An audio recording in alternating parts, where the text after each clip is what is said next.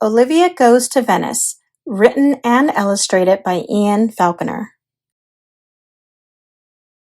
It was time for spring vacation. Olivia decided that she and her family ought to spend a few days in Venice. There was a lot of packing to be done.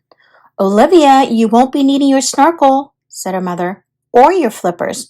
Mother, apparently the city is often underwater or your water skis.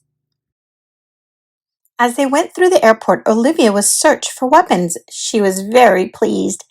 On the plane, Olivia asked her mother about the food in Venice.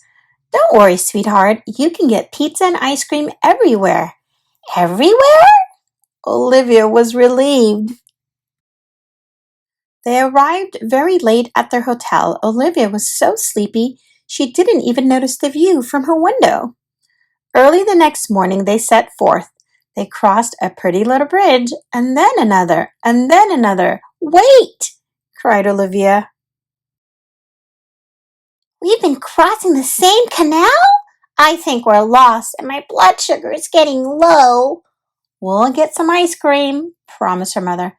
It's called gelato, replied Olivia. They all decided to have gelato. Crossing a big bridge, Olivia saw the Grand Canal for the first time, lined with its glittering many-colored palazzos. Olivia said to her mother with an edge of hysteria in her voice, oh, please, Mother. Can't we live in a palazzo in the Grand Canal? It was a life-changing experience for Olivia. She needed another gelato, or maybe 2 or 3. When she was refreshed, they wandered on. Finally, they passed through a dark archway and into the Piazza San Marco. Olivia was overcome by its beauty. Mother, I think we could use another. Her mother sighed. I think we all could. Olivia wanted to buy corn to feed the pigeons. She held out the corn but couldn't find many pigeons. But they soon found her. After that exhausting encounter, Olivia required another gelato.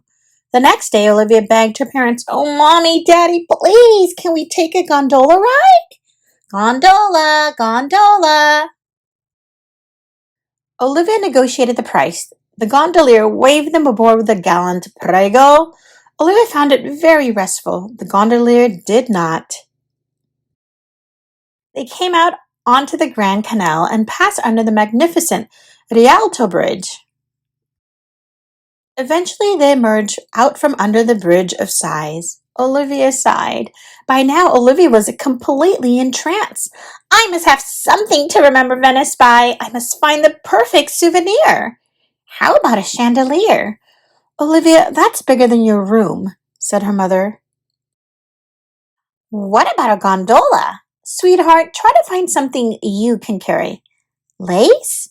Very pretty, but not really very Olivia. A mask? No, thought Olivia. I'll only wear it once. Perfume? Olivia doesn't really like perfume.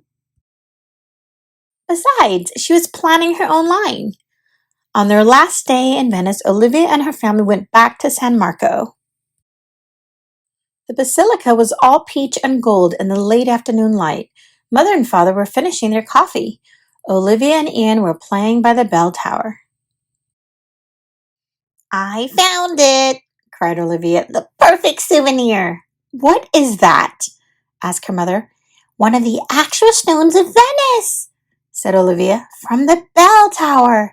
Olivia, said her mother, if everyone took a piece of Venice with them, the city would fall down. Now leave that with the waiter. We've got to get to the airport.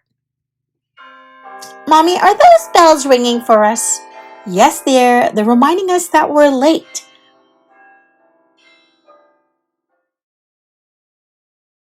Oh my, I think we'd better hurry. Olivia turned to take one last look at Venice. Look, they're waving us goodbye. I'll always remember Venice. Mommy, do you think Venice will remember me? Probably. As soon as she got on the plane, Olivia fell fast asleep and dreamed.